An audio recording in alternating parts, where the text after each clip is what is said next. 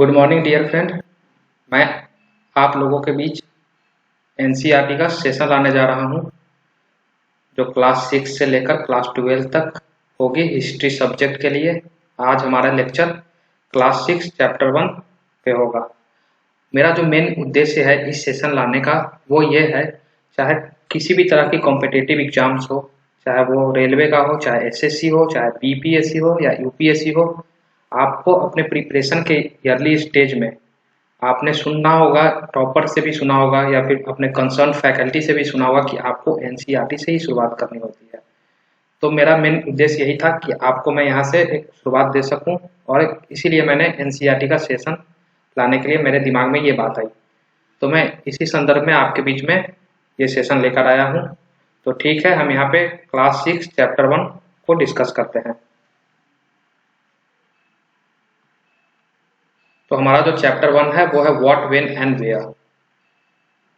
देखिए यहाँ पे हमारा फर्स्ट चैप्टर यहाँ से स्टार्ट होता है। रसीदा's question. रसीदा sat reading the newspaper. Suddenly her eyes fell on a small headline. 100 years ago? How? She wondered. Could anyone know what had happened so many years ago? तो यहाँ रसीदा नाम का character use किया गया है। वो पेपर पढ़ रही थी, अचानक सा उसकी नज़र न्यूज के एक हेडलाइंस पे पड़ी, तो वो चौंक गई उसको देख के कि 100 साल पहले की बात। आखिर ये कैसे हो सकता है, मतलब कैसे जान सकते हैं लोग कि 100 साल पहले क्या हुआ था। Finding out what happened. Yesterday you could listen to the radio, watch television, read a newspaper. Last year ask somebody who remembers. But what about long ago? Let us see how it can be done. जैसे कि कल कोई event हुआ, कल कोई घटना हुई, तो उसके बारे में हम न्यूज़पेपर में जान लेते हैं। न्यूज़पेपर आया, हम पढ़ते हैं और कल के बारे में जान लेते हैं, या फिर टेलीविज़न में जान लेते हैं, रेडियो पे आ जाता है कि कल क्या हुआ था। और पास्ट ईयर के बारे में भी अगर कोई जान रहा है तो वो बता देता है हमें। जैसे फॉर एग्जांपल कि पिछले साल वर्ल्ड कप कौन जीता, वो बता देता है। पिछले साल इलेक्शन कौन जीता, वो भी हमें पता हो जाती है। लेकिन अगर वही बात जब 100 साल पहले किया है, 200 साल पहले किया है, तो वो हमें कैसे पता चलेगा। इसी के बारे में हम इस चैप्टर में पूरा डिस्कस करने वाले हैं आगे। तो चलिए हम प्रोसीड करते हैं आगे। What can we know about the past? Past के बारे में हम क्या जान सकते हैं। There are several things we can find out. बहुत सारी चीजें हैं जो हम जान सकते हैं। What people ate? क्या लोग खाते थे। The kinds of clothes they wore? किस तरह का कपड़ा वो पहनते थे। The houses in which they lived? किस तरह के घरों में वो रहते थे। We can find out about the lives of hunters, herders, farmers, ruler, merchant, priest, craftsperson, artist, musician and scientist. हम उनके लाइफ के बारे में भी जान सकते हैं, किसान के लाइफ के बारे में, शासक रूलर के लाइफ के बारे में, मर्चेंट्स के बारे में, प्रीस्ट के बारे में। We can also find out about the game children played, the stories they heard, the plays they saw, the song they sang. मैंने हम उनके बारे में भी जान सकते हैं कि उस टाइम में बच्चे क्या खेला करते थे, किस तरह का म्यूजिक उस टाइम पे होता था, किस तरह का नाटक उस टाइम पे होता था। ये सब चीज़ों के बारे में हम जान सकते हैं। ठीक है, हम आगे देखते हैं। Where did people live? लोग कहाँ रहते थे। ठीक है, तो हमें यहाँ पे बताया गया कि find the river Narmada on map 1। तो मैं आपको एक बार ये बात बताना चाहता हूँ कि जब भी आप इस सेशन को देखें या जब भी आप एनसीईआरटी की बुक पढ़ना स्टार्ट करें, तो आप अपने साथ एक वर्ल्ड मैप और एक इंडिया का फिजिकल मैप जरूर से जरूर रखें, ताकि आप भी प्रैक्टिस करें और आपको भी लोकेशन का आइडिया मिले। और आप जब बार बार इस चीज़ को करेंगे तो आप वो चीज़ फिर कभी नहीं भूलेंगे। तो यहाँ पे सिर्फ बोला गया है कि हमें मैप 1 पे, जो कि पेज नंबर 2 पे यहाँ पे है, मैप 1 में नर्मदा रिवर की लोकेशन को ट्रेस करना है। तो ये देखिए यहाँ पे नर्मदा रिवर की लोकेशन, यहाँ से ये नर्मदा रिवर यहाँ से ओरिजिनेट हुई, यहाँ पे जाके ड्रेन हो जाती है।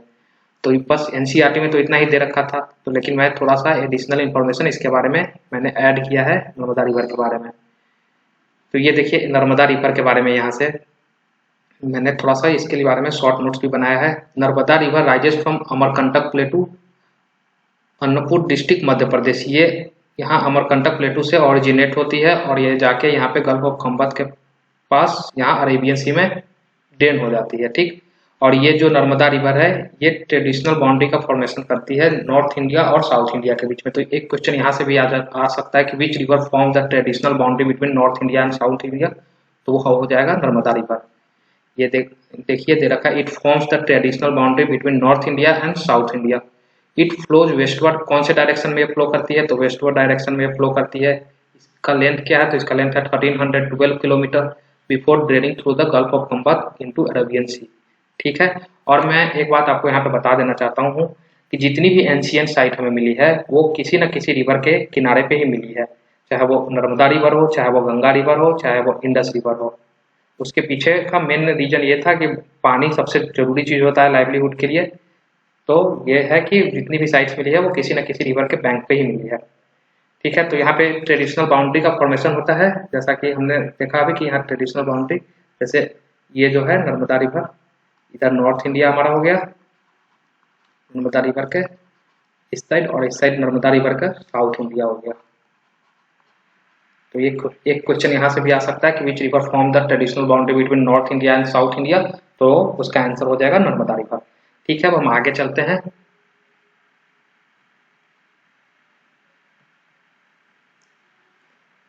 People have lived along the bank of this river for several 100,000 years. Some of the earliest people who lived here were skilled gatherers. तो यहाँ पे कहा गया है कि पीपल लाखों वर्ष पहले इसके किनारे पे रहते थे, और उनमें से जो रहते थे वो बहुत स्किल गैदरर्स थे। गैदरर्स उन्हें बोला जाता है जो गैदर करते हैं, जो संग्रह करते हैं। क्या संग्रह करते हैं? That is people who gather their food, अपना भोजन को संग्रह करते थे। They knew about the vast wealth of plant, वो प्लांट के बारे में भी जानते थे, वनस्पतियों के बारे में जानते थे। इन द सराउंडिंग फॉरेस्ट, जो जंगलों में पाया जाता था। And collected roots, fruits and other forest produce for their food, और वो रूट्स, फ्रूट्स और अदर फॉरेस्ट प्रोडक्ट को कलेक्ट करते थे ताकि वो अपने भोजन में उसे यूज कर सके। दे ऑल्सो हंटेड एनिमल्स, वो जानवरों का भी शिकार करते थे उस टाइम पे। लाखों वर्ष पहले नर्मदा नदी के किनारे लोग रहा करते थे, और वो बहुत ही स्किल्ड गैदरर थे, अपना भोजन बहुत ही मतलब कुशल तरीके से संग्रह किया करते थे। ठीक है, अब हम लोग नेक्स्ट पेज पे चलते हैं। और ये जो मेरा सेशन है स्कूल जाने वाले बच्चों के लिए भी उतना ही उपयोगी है, ताकि वो अपना बेस मजबूत कर सके। और मैंने यहाँ पे जो यहाँ पे उतना डिटेल में नहीं दिया गया, उसको भी मैंने एक शॉर्ट नोट के फॉर्म में यहाँ पे ऐड किया। जैसे यहाँ पे सिर्फ नर्मदा रिवर को लोकेट करने के लिए दिया हुआ था, लेकिन मैंने उसके बारे में थोड़ा सा ब्रीफ नोट उसका दे दिया है नर्मदा रिवर का, जैसे यहाँ पे। चलिए हम नेक्स्ट पेज पे चलते हैं। अब यहाँ पे दिया है कि now find the Sulaiman and Kirthar hills to the north west. अब हमें यहाँ पे सुलेमान और किरथार हिल्स फाइंड करना है। ठीक है, तो ये देखते हैं हम यहाँ पे। ये देखिए यहाँ पे हमें ये किरथार हिल्स दिख रहा है, और ये हमारा ये सुलेमान हिल्स है ये। ठीक है, तो मैं एक बार फिर आपको कहूँगा कि आप वर्ल्ड मैप और इंडिया का फिजिकल मैप साथ में जरूर रखें, और साथ में आप लोकेशन को ट्रेस करते चलें, तो आपको बहुत फायदा होगा इससे। अब यहाँ पे सिर्फ तो हमें दे दिया था लोकेट करने के लिए मैं, लेकिन फिर मैंने एक यहाँ पे छोटा सा नोट ऐड किया है इसके बारे में। अब देखिए Sulaiman hills, they are located in the Zabul Kandahar, they are located in Zabul Kandahar and lower Paktia region of Afghanistan. ठीक है, lower Paktia region of Afghanistan. और Kirthar hills, it marks the boundary between Pakistan province of Balochistan and Sindh. Kirthar national park is there. ठीक है, तो सुलेमान हिल्स कहाँ है? Suleman hills है हमारा अफगानिस्तान में, किरथार हिल्स पाकिस्तान में है। जो दो प्रोविंस के बीच में बाउंड्री लाइन का काम करता है वो प्रोविंस है हमारा, एक है बलूचिस्तान, दूसरा है सिंध, और यहाँ पे किरथा नेशनल पार्क भी है। ठीक है, अब यहाँ पे देखते हैं some of the areas where women and men first began to grow crops such as wheat and barley about 8,000 years ago are located here. तो जो ये रीजन है यहाँ पे आप जो देख रहे हैं सुलेमान हिल्स और किरथार हिल्स, ये वाले रीजन में जो महिलाओं का समूह और पुरुषों का समूह यहाँ पे सबसे पहले गेहूं और जौ की खेती को करना स्टार्ट किया। तो ये क्वेश्चन भी आ सकता है कि कहाँ पे सबसे पहले गेहूं और जौ की खेती हुई, तो ये है हमारा सुलेमान हिल्स और किरथार हिल्स के साइड में। ठीक है, और 8,000 साल पहले। अब यहाँ से हम देखते हैं people also began rearing animal like sheep, goat and cattle and lived in a village. और जो लोग यहाँ रहते थे उन्होंने जानवरों को भी पालतू बनाना स्टार्ट कर दिया था, जैसे भेड़, बकरी, कैटल, और वो गांव में रहते थे। ठीक है, अब यहाँ पे है locate the Garo Hills to the north east and the Vindhya in central India. ठीक है, हमें गारो हिल्स और विंध्या रेंज को हमें लोकेट करने के लिए बोला गया है।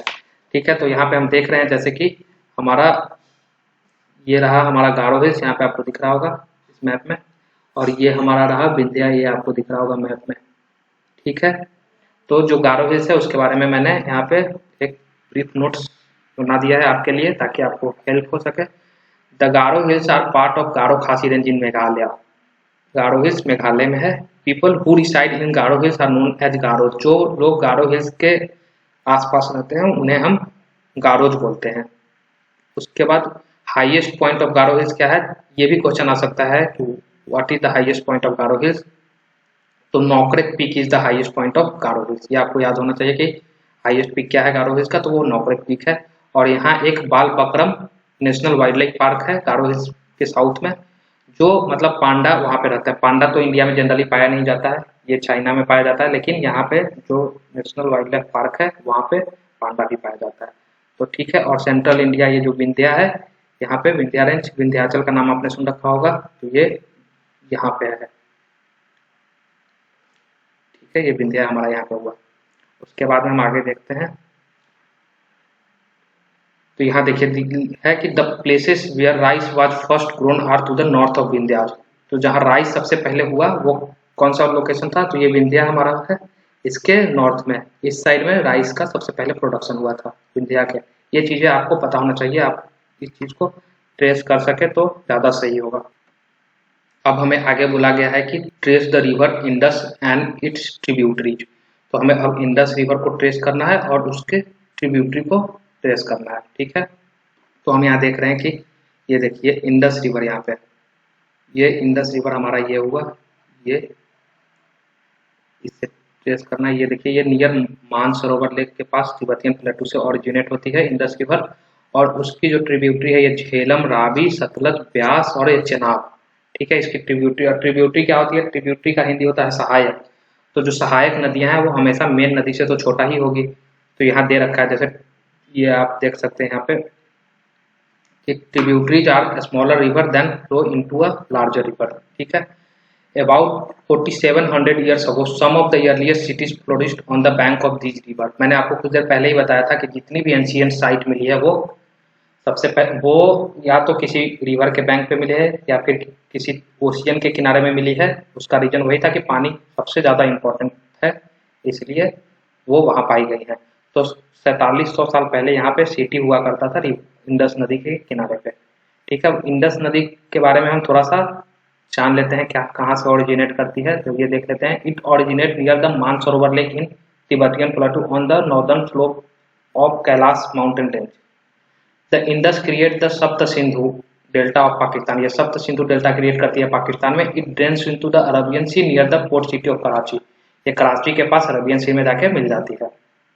ठीक है, अब हम और यहाँ पे हम जानते हैं कि 4700 साल पहले सब सिटी यहाँ पे इसके किनारे पे हुआ करती थी। ठीक है, अब हम आगे देखते हैं यहाँ पे लेटर बाद में about 25 years ago cities developed on the bank of Ganga and its tributary and along the sea coast। और 2500 साल पहले गंगा नदी के भी किनारे सिटी पाया जाता था।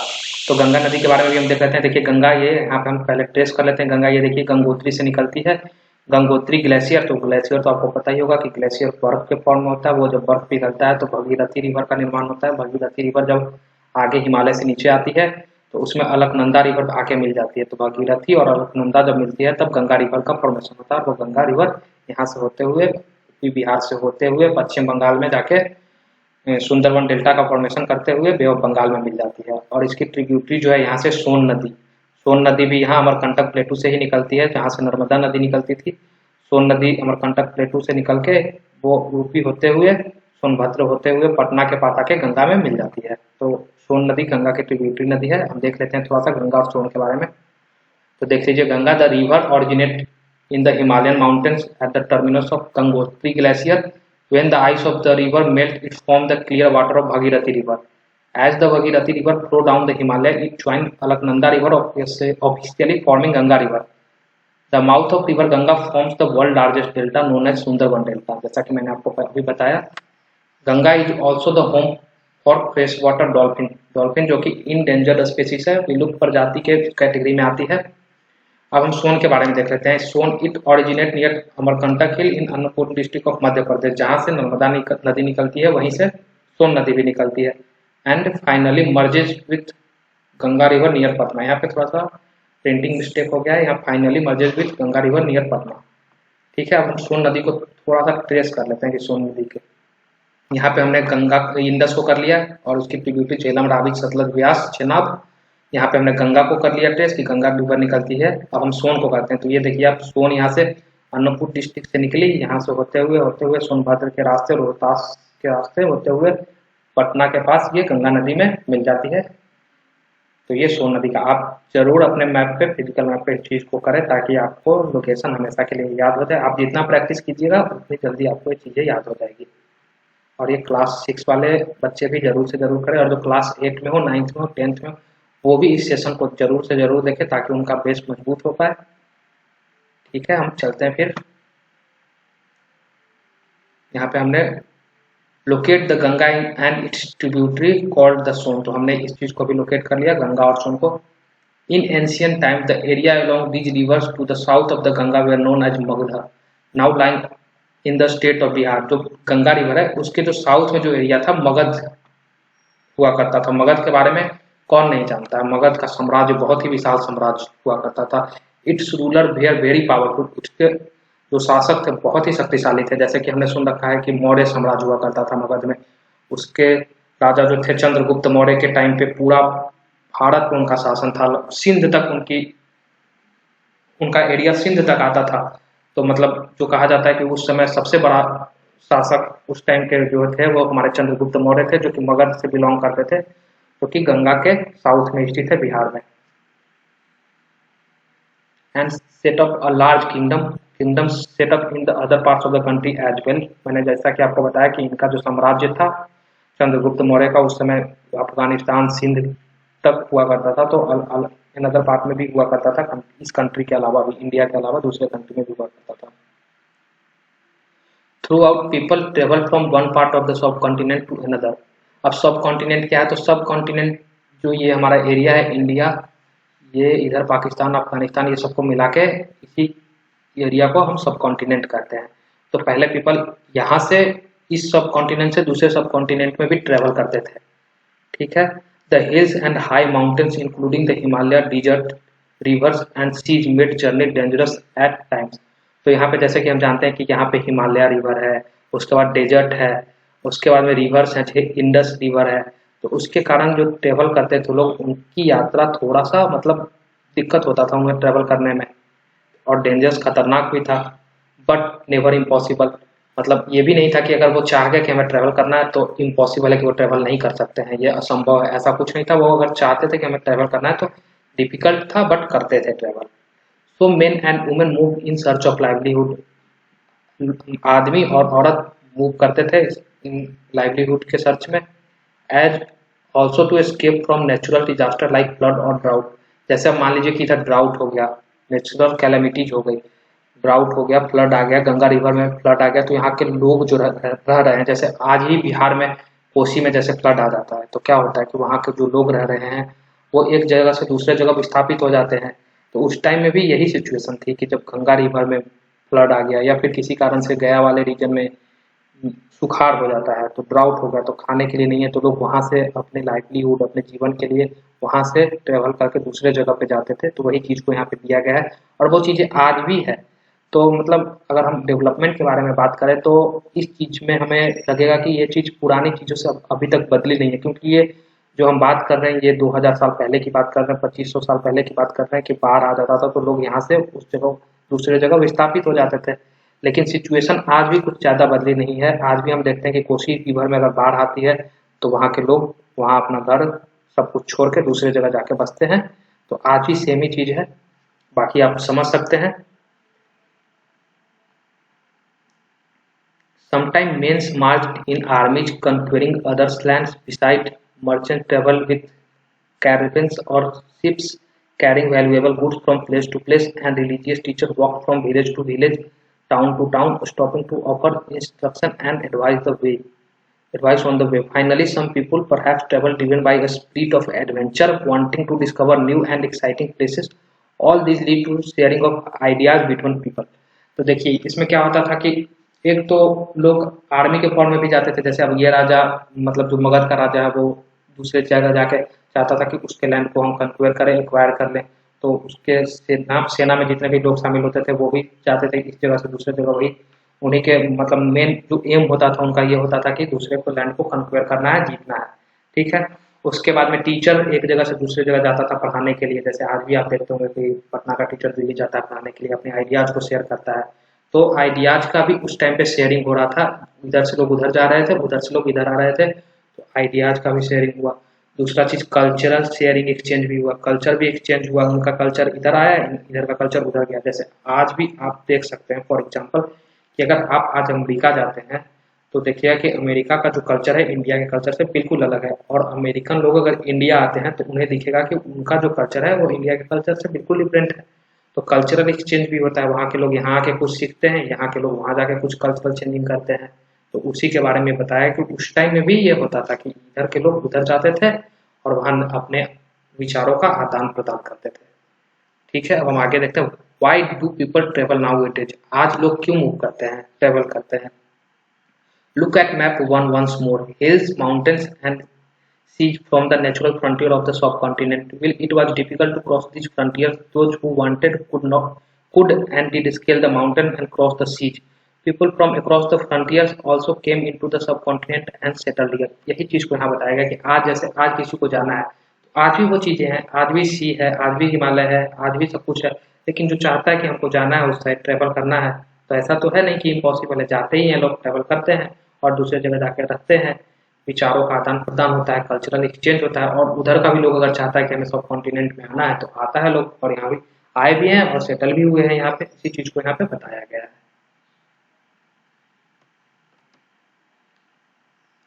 These movements of people enriched our cultural traditions. People have shared new ways of carving a stone, composing music and new even cooking food over several hundred of years. जैसा कि मैंने आपको बताया कि अगर लोग इस साइड से उस साइड जाएंगे या उस साइड के लोग इस साइड आते थे, सब कॉन्टिनेंट से अलग देश जाते थे या अलग कंट्री से सब कॉन्टिनेंट आते थे, तो उनका कल्चरल एक्सचेंज होता था। उसके बाद जो लोग गए या फिर आए यहाँ, उनसे वो उन्होंने नए नए तरीके का फूड बनाना सीखा, नए तरीके से कार्विंग ऑफ स्टोन सीखा, स्टोन को डिजाइन करना, उससे जो टूल्स बनाते थे स्टोन से, उन्होंने देखा कि वहाँ कुछ अलग तरीके से बनाया गया था, इंडिया में कुछ अलग तरीके से बनाया गया था, तो उन चीज़ों को भी उन्होंने देखा, उस चीज़ को भी वो सीखे। म्यूजिक अलग था उधर का, तो वो म्यूजिक भी अलग तरीके से new type of music compose करना सीखे। इसी चीज़ के बारे में हमें डिस्कस किया गया है, और ये आज भी चीज़ें हैं कि अगर आप अमेरिका जाते हैं तो आपको वहाँ अलग चीज़ देखने को मिलेगा, वहाँ का खाना अलग है, और इंडिया आप आते हैं तो अलग ट्रेडिशन और अलग कल्चर आपको यहाँ पे देखने को मिलेगा। अब चलिए नेक्स्ट टॉपिक हम देखते हैं, हमारा है name of the land. Two of the words we often use for our country are India and Bharat. हम अपने देश के लिए दो वर्ड हमेशा यूज करते हैं, जनरली दो ही वर्ड यूज करते हैं। हम अपने देश का नाम क्या बोलते हैं, या तो बोलते हैं इंडिया और या बोलते हैं भारत। तो आखिर जैसे हम बोलते हैं तो हमारे दिमाग में ये क्वेश्चन आना चाहिए कि आखिर हमारे देश का नाम इंडिया और भारत क्यों पड़ा। उसी चीज को हम यहाँ पे आगे देखेंगे। In Sanskrit the word India come from the Indus called Sindhu in Sanskrit. जो इंडिया वर्ड है वो इंडस से आया है, जिसका संस्कृत में मतलब होता है सिंधु।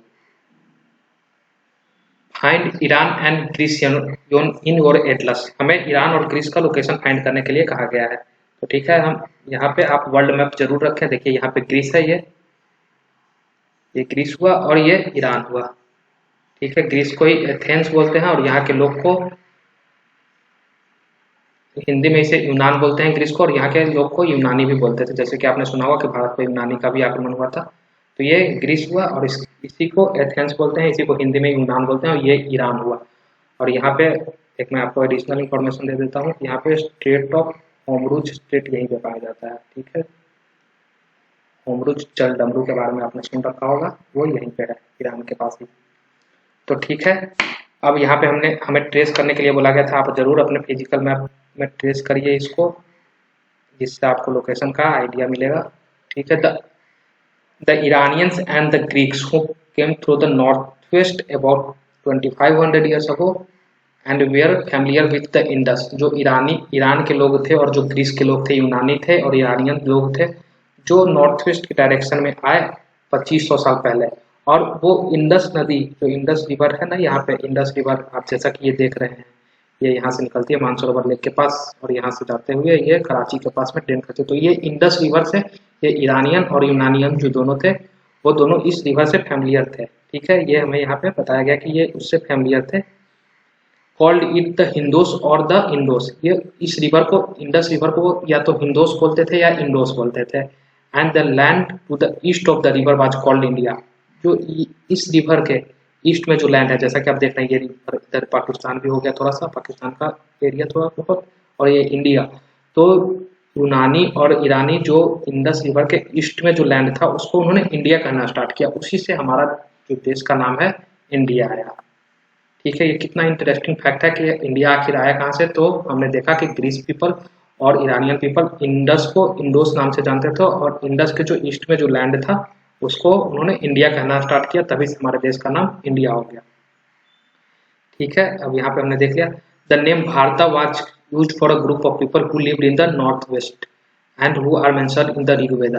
देखिए, भारत जो शब्द है वो किसके लिए यूज होता था? भारत जो शब्द है यहाँ एक ग्रुप ऑफ पीपल रहता था नॉर्थ वेस्ट में, उनके लिए ये एक टर्म यूज होता था कि भारत। जैसे आज मान लीजिए तमिलनाडु है, तो तमिलनाडु क्यों उसका स्टेट का नाम तमिलनाडु है? क्योंकि तमिल पीपल वहाँ रहते हैं, तमिल लैंग्वेज जो बोलते हैं, तो ग्रुप ऑफ तमिल पीपल जहाँ रहते हैं उसके कारण तमिलनाडु है।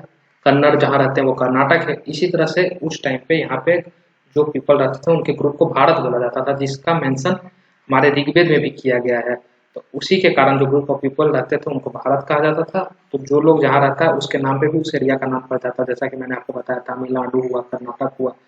तो उसी तरह से यहाँ पे उस टाइम में भारत नाम के ग्रुप जो रहते थे, जो ग्रुप ऑफ पीपल रहते थे, उनके कारण हमारे देश का नाम भारत पड़ गया, जो कि हमारे ऋग्वेद में भी जिसके बारे में मेंशन किया हुआ है। Later it was used for the country, बाद में हमारे देश के लिए ये नाम कुछ हुआ। ठीक है, finding out about the past. अब पास्ट के बारे में हम फाइंड करते हैं। There are several ways of finding out about the past. बहुत सारे तरीके हैं। One is to search for and read books that were written long ago. एक तो तरीका ये हुआ कि हम किसी बहुत ही पुरानी किताब जो लिखी है उससे पढ़ें और अपने पास्ट के बारे में जान सकते हैं। देयर आर कॉल्ड मैन्युस्क्रिप्ट्स, उन्हें हम मैन्युस्क्रिप्ट्स बोलते हैं, because they were written by hand, वो हाथ से लिखे गए थे इसलिए उन्हें मैन्युस्क्रिप्ट बोलते हैं। ये जो वर्ड है manuscript, this comes from the Latin word manu meaning hand. ये जो मैन्युस्क्रिप्ट वर्ड है वो हमारा मैन्यू शब्द से है, लैटिन शब्द से जो मैन्युस्क्रिप्ट हुआ। मैं आपको लिख देता हूँ इस बात को। मैन्युस्क्रिप्ट जो वर्ड है वो मैन्यू से आया है, जिसका मतलब होता है हैंड। ठीक है, तो ये हमें दे रखा है यहाँ पे कि उसका मतलब होता है, मैन्यू का मतलब होता है hand. This comes from the Latin word manu meaning hand. These were usually written on palm leaf.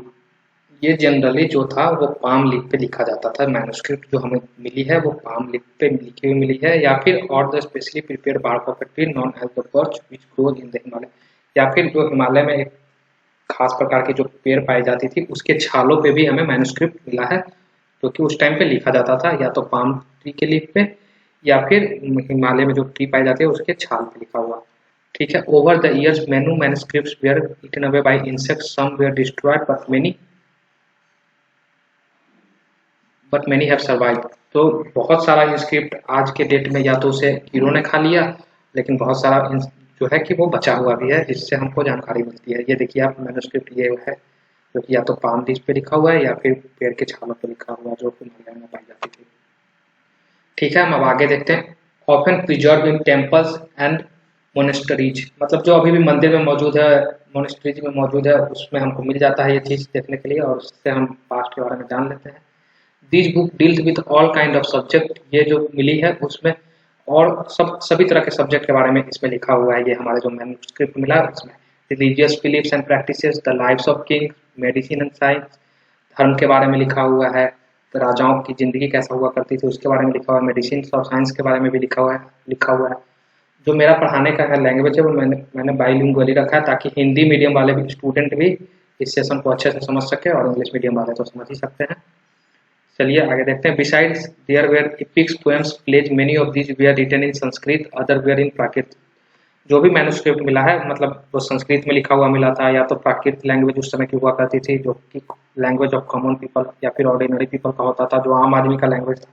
जैसे मगध वाले लोग आज भी आम उनका लैंग्वेज मगही है, भोजपुर वाले का आम लैंग्वेज भोजपुरी है। उसी समय उस टाइम पे आम लोगों की लैंग्वेज हुआ करती थी प्राकृत, तो उस लैंग्वेज में भी लिखा हुआ मिला है मैन्युस्क्रिप्ट, संस्कृत में भी लिखा हुआ मिला है एंड तमिल में भी लिखा हुआ मिला है। We can also study inscription, हम इंस्क्रिप्शन को भी स्टडी कर सकते हैं। These are writings on relatively hard surface such as stone और मेटल। जो इंस्क्रिप्शन है वो क्या है, वो एक हार्ड सरफेस पे लिखा हुआ है।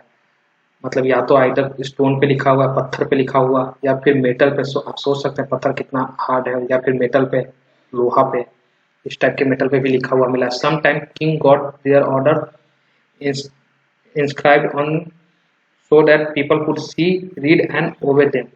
There are other kind of inscription as well, where men and women, including kings and queens, recorded what they did. For example, king often kept record of victories in battle.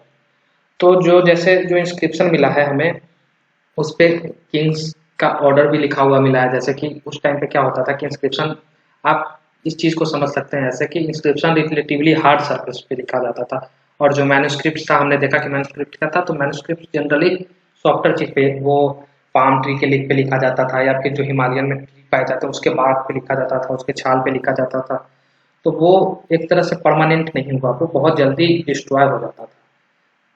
तो Kings ने क्या किया कि वो अपना जो order होता था, या किसी अपने जो युद्ध जीत के आते थे, विक्ट्री, उनको अगर अपना वो करना है, ग्लोरी फैलाना है, अपना अपने बारे में बताना है, तो वो लिख दिया करते थे इंस्क्रिप्शन के फॉर्म में हार्ड सरफेस पे, ताकि वो लोग को दिखे और लोग समझे, और जो आज्ञा, जो ऑर्डर किंग्स देता था उसको फॉलो कर सके। तो ये चीज़ें जो थी हार्ड सरफेस पे लिखी थी, तो ये इजीली डिस्ट्रॉय नहीं हो सकती थी। जैसे कि पाम ट्री पे आप लिख दोगे मैन्युस्क्रिप्ट, तो वो उसे कोई फाड़ देगा, या फिर वो इजीली बारिश हुआ या कुछ भी हुआ, इंसेक्ट खा जाएंगे उसको। लेकिन ये जो हार्ड सरफेस मेटल पे लिख दोगे, तो ये लंबे समय तक चलती थी। तो ठीक है, यही है। इंस्क्रिप्शन क्या था कि हार्ड सरफेस पे लिखा जाता था, और मैन्युस्क्रिप्ट क्या था कि वो soft surface, leaf of palm tree या फिर पेड़, हिमालय में पाने पाए जाने वाले पेड़ के छालों में लिखी जाती थी। अब यहाँ पे हम देखते हैं कि can you think of the advantage of writing on a hard surface. क्या आप जो हार्ड सरफेस पे लिखा जाता था उसके एडवांटेज के बारे में जान सकते हैं? तो हाँ, बिल्कुल सोच सकते हैं। हार्ड सरफेस पे लिखने का ये कारण होता होगा कि मतलब उससे इजीली डिस्ट्रॉय नहीं होता होगा। उसके बाद में ये पब्लिकली यूज हो सकता है, कि जैसे आपने पत्थर पे या मेटल पे जो चीज़ लिख दिया, आप पब्लिक प्लेस पे रख दो कि राजा का ये ऑर्डर है, तो वो चीज़ें सबके लिए होगी और सब लोग उसे देखेंगे, उसे कोई डिस्ट्रॉय नहीं कर पाएगा, चाह के भी उसे इंसेक्ट्स नहीं खा पाएंगे। तो ये एडवांटेज उसका हुआ। And what could have been the difficulties. तो डिफिकल्टीज क्या था भाई? तो डिफिकल्टीज ये था कि आप अगर इतने मतलब हार्ड सरफेस पे लिखना अपने आप में ही डिफिकल्ट चीज़ है। जैसे अब लोहे पे लिखना कितना मुश्किल काम होगा, या फिर पत्थर पे लिखना कितना मुश्किल काम होगा, आप इस बात को सोच सकते हैं। अब यहाँ हम देखते हैं आगे कि there were many other things that were made and used in the past. बहुत सारी चीज जो पास्ट में बनी थी और यूज हुई थी। Those who study these objects are called archaeologist. जितने भी पास्ट के ऑब्जेक्ट्स मिले हैं, उनको जो स्टडी करता है उसे हम आर्कियोलॉजिस्ट बोलते हैं। ठीक है। They study the remains of building made up of stone and brick. वो जैसे आज आप नालंदा के खंडहर में जाते हैं, तो आप आज वहाँ देखेंगे कि आज भी उसके खंडहर को वहाँ पे लोग रिसर्च कर रहे हैं। तो वही लोग आर्कियोलॉजिस्ट होते हैं, जो पुराने बिल्डिंगों के ट्रेसेस को आज भी रिसर्च करके उसके बारे में जानकारी प्राप्त करने की कोशिश करते रहते हैं। They also explore and excavate to find tools, weapon, pot, pans, ornaments and coins. आज भी आप वहाँ जाइएगा, अगर किसी भी आप मतलब हिस्टोरिकल साइट पे आप जाते हैं, तो आप देखिए कि आज भी वहाँ पे खुदाई चलती रहती है और नए नए चीज़ मिलते रहते हैं। और उसके पीछे का यही रीज़न है कि वो नई चीज़ों को स्टडी करते हैं आर्कियोलॉजिस्ट, और उसी से पुराने टाइम के बारे में इंफॉर्मेशन निकालने की कोशिश करते हैं। Some of these object may be made up of stone. जो भी ऑब्जेक्ट मिलता है उसमें से कुछ स्टोन से बना हुआ होता है, अदर ऑफ बोन, कुछ हड्डी से बना हुआ भी मिला है, बेक क्ले का भी बना हुआ मिला है, मेटल का भी बना हुआ मिला है। Object that are made up of hard imperishable substance usually survive for a long time. जो मतलब नष्ट नहीं होने वाला सब्सटेंस से बना हुआ है, जो हार्ड सब्सटेंस से बना हुआ है, वो आज भी मतलब मिलता है इतने समय होने के बाद भी। मतलब उसका मतलब वो ऑब्जेक्ट आज भी मिलती है आर्कियोलॉजिस्ट को, और उसी के हेल्प से वो स्टडी करते हैं, पास्ट के बारे में जानते हैं कि वो कौन से पीरियड से बिलोंग करता था, या क्या इंस्क्रिप्शन उस पर लिखा हुआ है, क्या मैन्युस्क्रिप्ट उस पर लिखा हुआ है। तो आपने अभी देखा कि इंस्क्रिप्शन और मैन्युस्क्रिप्ट के हेल्प से मैं हम लोग पास्ट के बारे में जान सकते हैं, और आर्कियोलॉजिस्ट का काम वही है कि वो उसी के हेल्प से जो ऑब्जेक्ट उन्हें मिलता था, या फिर जो मैन्युस्क्रिप्ट इंस्क्रिप्ट मिला, उसी से वो चीज़ें जानते थे। तो मैं यहाँ पे आपको एक बार फिर से बता देना चाहता हूँ, एक बार आप लोग इसे नोट कर लीजिएगा जरूर कि जो मैन्युस्क्रिप्ट और इंस्क्रिप्शन में मेन जो डिफरेंस है। मैन्युस्क्रिप्ट के बारे में मैंने आपको बताया कि ये होता है, ये सॉफ्ट सरफेस पे लिखा जाता था।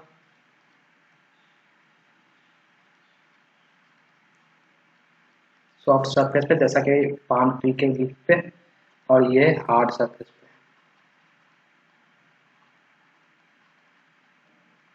ठीक है, आपको पता होना चाहिए मैन्युस्क्रिप्ट क्या होता है, इंस्क्रिप्शन क्या होता है। मैन्युस्क्रिप्ट को हमने देखा कि ये मैन्यू शब्द से है, जिसका मतलब होता है हाथ लैटिन में।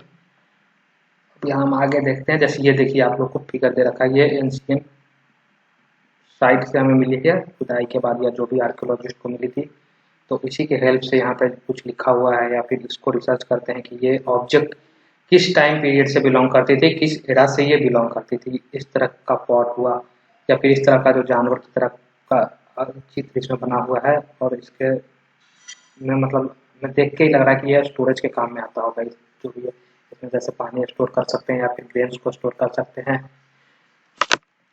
देखिए यहाँ पे हमें दिया हुआ कि archaeologist also look for bones of animal, bird and fish to find out what people ate in the past. मतलब वो इस बारे में भी सर्च करते हैं आर्कियोलॉजिस्ट, लोग पहले खाते क्या थे। मतलब प्लांट रिमेन सर्वाइव फार मोर रेयरली, मतलब प्लांट का जो रिमेन्स है वो बहुत जानते ही हैं। जैसे आज ही देखो कि जो पेड़ है वो सड़ जाता है, मतलब गिर गया, सूख गया, तो उसका रिमेन्स तो बहुत जल्दी नष्ट हो जाता है। तो वही है कि प्लांट रिमेन्स मिलना बहुत ही मुश्किल काम था। इफ सीड्स ऑफ ग्रेन और place of wood have been burn they survive in a charred form, मतलब जो जल गया था उसी फॉर्म में आज मिला भी है, उसका ट्रेसेस उसी के फॉर्म में आज मिला। Do you think cloth is found frequently by archaeologist? क्या आप सोच सकते हैं कि कपड़े मतलब फ्रिक्वेंटली मिले होंगे आर्कियोलॉजिस्ट को? तो मुझे तो ऐसा नहीं लगता, क्योंकि कपड़ा और ज़्यादा पेरिसेबल सब्सटेंस है, वो और ज़्यादा जल्दी मतलब सड़ गल जाता है, तो मुश्किल है। Historians, strategic scholars who study the past often use the word source to refer the information found from manuscripts, inscription and archaeology. Historian जो पास्ट के बारे में स्टडी करते हैं उन्हें हम हिस्टोरियंस कहते हैं। तो वो सोर्स मतलब सोर्स ऑफ इंफॉर्मेशन को इकट्ठा करते थे पास्ट के बारे में पढ़ने के लिए। जैसे क्या हुआ, सोर्स हुआ, सोर्स में जैसे हमारा आ गया मैन्युस्क्रिप्ट आ गया, इंस्क्रिप्शन आ गया, ये सब चीज़ के हेल्प से वो पास्ट के बारे में स्टडी करते थे। Once Once source are found, learning about the past become an adventure. एक बार जब सोर्स का पता चल जाता था तो मतलब पता चल गया, तो पास्ट के बारे में जानना आसान हो गया। जैसा कि देखे कि ये जैसे सोर्स उनको पता मिल गया, तो इसके हेल्प से वो पास्ट के बारे में जानते थे कि ये जो पॉट है कौन से इरा से बिलोंग करता था, कौन से टाइम पीरियड में इसका यूज होता था। उस समय के लोग मतलब जो भी जानकारी है वो सोर्स से ही निकालने की कोशिश करते थे हिस्टोरियंस। अब यहाँ हम देखते हैं as we reconstruct it bit by bit. तो ठीक है, हमें ये बताया गया कि जैसे सोर्स मिल गया तो हम हिस्ट्री को फिर रिकंस्ट्रक्ट कर सकते हैं bit by bit. So historians and archaeologist are like detective who use all this source like a clue to find about our past. जैसे देखिए यहाँ बताया गया कि जैसे ये आप यहाँ पे देख रहे होंगे इमेज कि जैसे एक ये टीम है पुलिस की, तो इन्हें कोई केस दिया गया और केस को सॉल्व करने के लिए जैसे ही इन्हें क्लू मिलता है तो ये तुरंत एक्टिव हो जाते हैं कि चलो क्लू मिल गया, अब इन्हें लगता है कि केस सॉल्व हो जाएगा और उस पर वो लग जाते हैं। उसी तरह से यहाँ पे बताया गया कि हिस्टोरियंस को जैसे सोर्स मिल गया, जैसे कोई मैन्युस्क्रिप्ट मिल गया, कोई इंस्क्रिप्शन लिखा हुआ मिल गया, तो वो भी बहुत ही ज़्यादा एक्टिव हो जाते हैं कि चलो अब इसके बारे में हम जानकारी निकालते हैं, ये कौन से टाइम से बिलोंग करता था, उसका पूरा हिस्ट्री निकालने के पीछे वो लग जाते हैं और वो निकाल लेते हैं। इसी चीज़ को ये मतलब बताया गया कि वो भी एक तरह से डिटेक्टिव की तरह काम करते हैं अगर उन्हें सोर्स मिल जाता है तो। अब हमसे कहा गया है कि वन पास्ट और मेनी, मतलब एक हमारा एक पास्ट था या बहुत सारा पास्ट था। तो ये हमसे बोला गया है कि हमारा एक पास्ट था या एक से ज़्यादा पास्ट था। तो ठीक है, इसके बारे में हम देखते हैं क्या है। Did you notice the title of this book our past? क्या आपने इस बुक का जो टाइटल है आवर पास्ट, उस चीज़ को नोटिस किया है? We have used the word past in plural to draw attention to the fact that the past was different for different group of people. यहाँ पे जो हमारा जो बुक का टाइटल है, जो क्लास 6 हिस्ट्री बुक की जो टाइटल है वो क्या है? वो टाइटल है हम आवर पास्ट। तो जो यहाँ पर पास्ट यूज हुआ है वो प्लूरल फॉर्म में हुआ है। तो प्लूरल फॉर्म में क्यों यूज हुआ है? क्योंकि जो डिफरेंट ग्रुप ऑफ पीपल है उनके लिए डिफरेंट पास्ट है। तो ये तो सही बात है भाई, हर किसी के लिए मेरा पास्ट अलग होगा, आपका पास्ट अलग होगा। तो यही चीज़ को यहाँ बताया गया कि डिफरेंट ग्रुप ऑफ पीपल के लिए डिफरेंट पास्ट है। तो इसीलिए इस बुक का जो टाइटल है वो प्लूरल फॉर्म में आवर पास्ट यूज हुआ है। For example the lives of herders और farmers were different from those of kings and queen. तो सिंपल सा बात है, जो राजाओं की जिंदगी जीने का तरीका था, जो किसान की जिंदगी जीने का तरीका है, उनका जो पास्ट है वो डिफरेंट है। जिस मतलब आज भी आप देख सकते हैं कि हमारा पास्ट और जो आदिवासियों का, जो हमारा जिंदगी जीने का तरीका और जो आदिवासी लोग जिंदगी जीते हैं उनका जीने का तरीका बिल्कुल अलग है। उसी तरह से राजाओं का पास्ट और किसानों का पास्ट, फिशरमैन का पास्ट अलग है। उसी चीज को यहाँ दिया गया है। The lives of merchants were different from those of craftspersons and so on. Also, as is true even today. आज भी ये चीज सही है। People follow different practices and custom at different parts of the country. For example, today most people living in Andaman Island get their own food by fishing, hunting, and collecting forest produce. By contrast, most people living in cities depend on other for supplies of food. Difference such as these existed in the past as well. जैसा कि आज भी हम देखते हैं इस चीज को कि आज जैसे अंडमान के पीपल हैं, ज़्यादातर मैक्सिमम पीपल जो अंडमान के आदिवासी ही होते हैं, तो अंडमान आइलैंड पे जो पीपल है आज भी वो अपना भोजन खुद ही डिपेंड है अपने भोजन के लिए। जैसे वो मछली पकड़ के लाते हैं या फिर फॉरेस्ट से कुछ चीज़ को गैदर किए, फ्रूट वो खाते हैं, तो वो सेल्फ डिपेंडेंट है। और हम लोग जैसे हैं, हम अपना फूड आज जैसे दूसरे पे डिपेंडेंट है, सप्लाई ऑफ फूड पे डिपेंड करते हैं कि मतलब आज जैसे जोमेटो, स्विगी, बहुत तरह का ऑनलाइन प्लेटफॉर्म भी है जहाँ से हम फूड मंगा के खा सकते हैं। तो ये जिस तरह का डिफरेंस अभी है हमारे और अंडमान के पीपल में, अंडमान के लोगों में, इसी तरह का डिफरेंस पास्ट में हुआ करता था, जैसे राजाओं और किसानों के बीच में, मछुआरों के बीच में। तो यही चीज को यहाँ बताया गया है कि इसलिए उनका पास्ट, राजाओं का पास्ट और किसानों का पास्ट अलग था। तो एक तरह का पास्ट हर किसी के लिए नहीं हो सकता है। Past will be different for different group of people. Besides, there is another kind of difference. We know a great deal about the kings and the battles they fought because they keep records of their victories.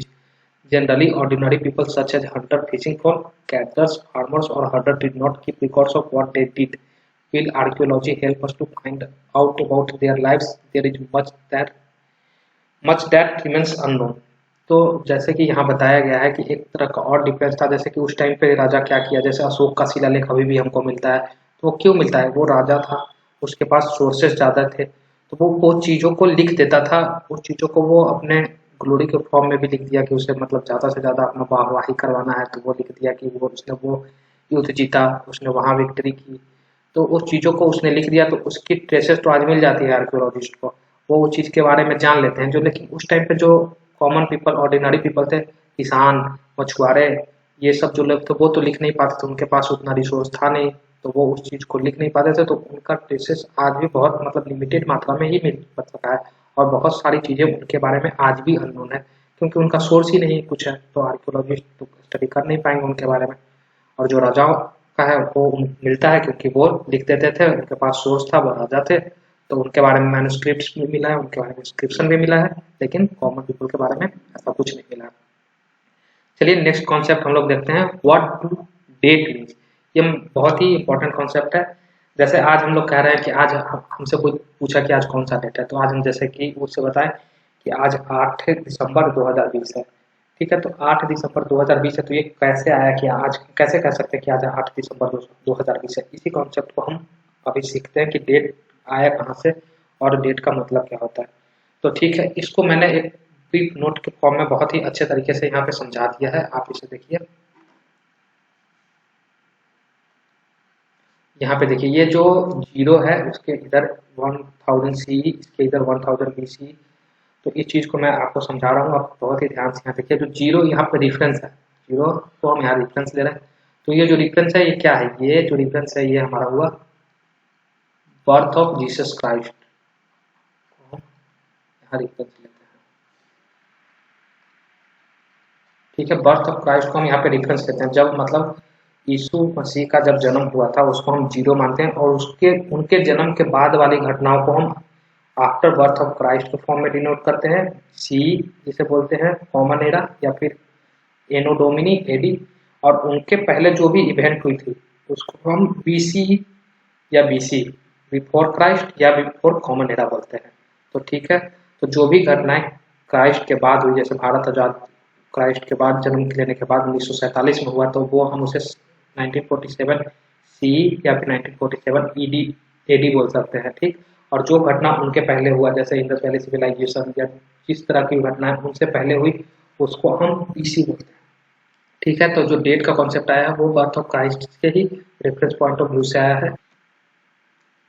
तो यहाँ जो दिया गया है कि मतलब date का concept हमने देखा कि वो कहाँ से आया था, तो वो ईसा मसीह के जन्म के ही रेफरेंस से आया था। यहाँ पे ईसा मसीह के जन्म को हम 0 लेते हैं, उससे पहले जो भी इवेंट या घटनाएं हुई उसको हम बिफोर क्राइस्ट बोलते हैं, उसके बाद जो घटनाएं हुई उसे हम कॉमन एरा या एनोडोमिनी बोलते हैं, एनोडोमिनी, ठीक है। तो यहाँ पे हम देखते हैं कि if somebody ask you the date you will probably mention the day month and year 2000 and something.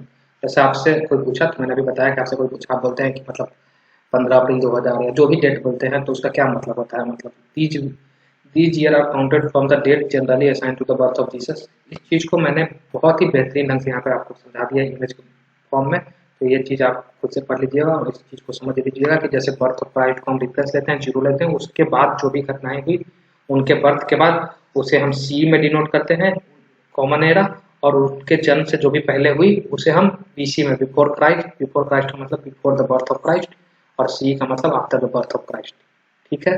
अब हम आगे चलते हैं। यहाँ भी लेटर विद डेट वही कॉन्सेप्ट है, आप वहाँ पे समझ जाएंगे, इसको एक बार पढ़ लीजिएगा, आप खुद से समझ लेंगे, उसी चीज़ को लिखा गया है। अब यहाँ हम देखते हैं, we have seen that inscription are inscribed on hard surface. जैसा कि हमने देखा था कि इंस्क्रिप्शन हार्ड सरफेस पे लिखा जाता है और मैन्युस्क्रिप्ट का किस पे लिखा जाता है, तो सॉफ्ट सरफेस, पाम लीफ या फिर पेड़ के छालों पे। तो inscription are written on hard surfaces, many of these were inscribed several hundred years ago, ठीक है, ये लाखों साल पहले लिखा गया था।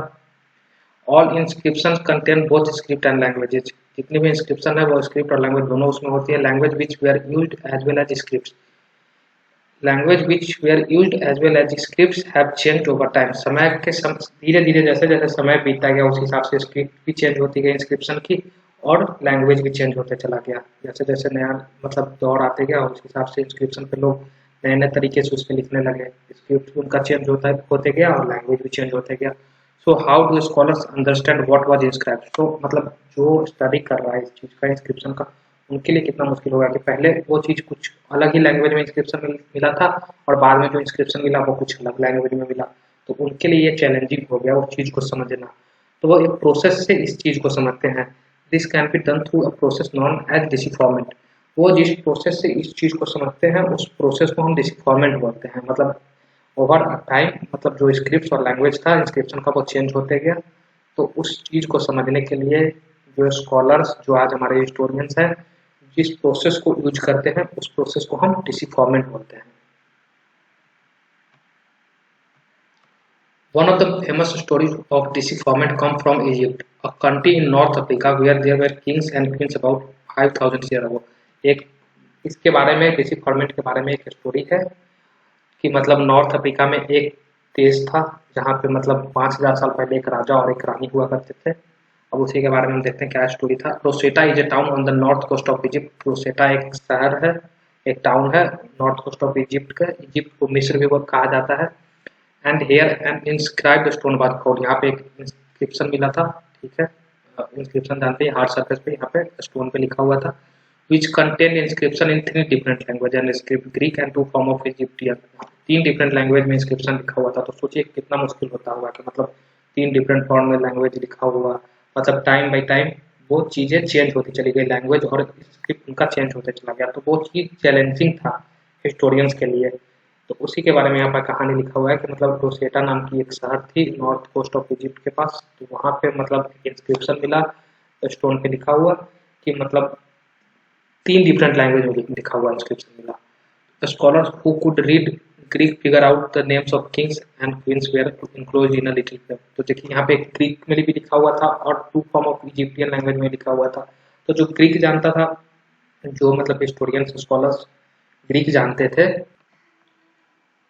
वो इस चीज़ को बहुत ही इजी वे में समझ लिए। ग्रीक जानते थे वो तो समझ लिए कि वहाँ पे एक राजा और रानी का नाम लिखा हुआ है लिटिल छोटा सा फ्रेम में, वो ग्रीक जानते थे। लेकिन जो 2 अलग अलग लैंग्वेज था, इजिप्टियन फॉर्म ऑफ लैंग्वेज, वो तो उन्हें समझ में नहीं आएगा क्योंकि वो ग्रीक जानते थे। तो यहाँ पे जो ग्रीक जानते थे वो किंग और क्वीन का नाम लिखा हुआ है वो तो समझ लिए एक लिटिल फ्रेम में, जिसको हम कॉट्स बोलते हैं, called COTS.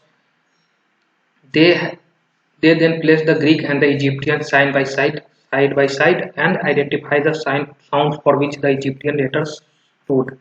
As you can see, a lion stood for L and a bird for A. Once they knew what the letter stood for, they could read the other inscription as well. फिर उन्होंने क्या किया कि side by side रखे और उसके sounds को वो स्टडी करना स्टार्ट किया कि किस मतलब कौन सा साउंड किस चीज़ के लिए यूज हुआ है। तो वो देखे कि यहाँ पे इंस्क्रिप्शन में जो लिखा गया है वो मतलब एक वर्ड असाइन किया गया है किसी पर्टिकुलर चीज़ के लिए, जैसे कि लायन के लिए एल को असाइन किया गया था, बर्ड के लिए ए असाइन किया गया था। जब ये चीज़ें उनकी समझ में आ गई, स्कॉलर्स को, आर्कियोलॉजिस्ट को, जो चीज़ वो स्टडी करते हैं इंस्क्रिप्शन वगैरह, उन्हें ये चीज़ें समझ में आ गई कि ये चीज़ जैसे ए जो है लायन के लिए डिनोट किया गया है, बर्ड के लिए डिनोट किया गया है, एल जो है लायन के लिए डिनोट किया गया है। उसके बाद इंस्क्रिप्शन पढ़ना उन लोगों के लिए फिर आसान हो गया, स्कॉलर्स के लिए, और उसके बाद वो फिर उस चीज़ को रिलेट करने लगे कि मतलब क्या लिखा हुआ है और क्या इसका मतलब था। जैसे कि आप यहाँ देख सकते हैं कि लायन के लिए एल लिखा हुआ है, बर्ड के लिए ए लिखा हुआ है, इस तरह के चीज़ों के लिए ओ लिखा हुआ है। तो इस चीज़ों को समझने के बाद आर्कियोलॉजिस्ट या स्कॉलर जो थे उनके लिए इजी हो गया वो इंस्क्रिप्शन समझना, वहाँ जो रोसेटा पे मिला था। तो उससे वो फिर इस चीज़ों को समझने के बाद उस चीज़ को वो डिकोड कर लिए कि क्या लिखा हुआ था उस पर। तो ठीक है, हमारा सेशन यहाँ पे अब आज का चैप्टर खत्म हो गया। और एक लास्ट में जो इम्पोर्टेंट पॉइंट लिखा हुआ है वो चीज़ जो हमने ऑलरेडी पढ़ रखा है इसके बारे में कि the beginning of agriculture 8000 years ago. हमने देखा था कि बिगिनिंग ऑफ एग्रीकल्चर उस सीरीज में हुआ था किरथार हिल्स और सुलेमान हिल्स के पास, जहाँ पे मेंस, ग्रुप ऑफ मेंस और वुमेन सबसे पहले व्हीट और बार्ली, गेहूं और जौ की खेती करना स्टार्ट कर देते हैं 8000 साल पहले। उसके बाद है the first CTs on Indus 4700 years ago. जो फर्स्ट सिटीज का हमें प्रमाण मिला वो इंडस नदी के किनारे 4700 साल पहले का मिला था। और city in the Ganga valley a big kingdom in Magadh 2500 years ago.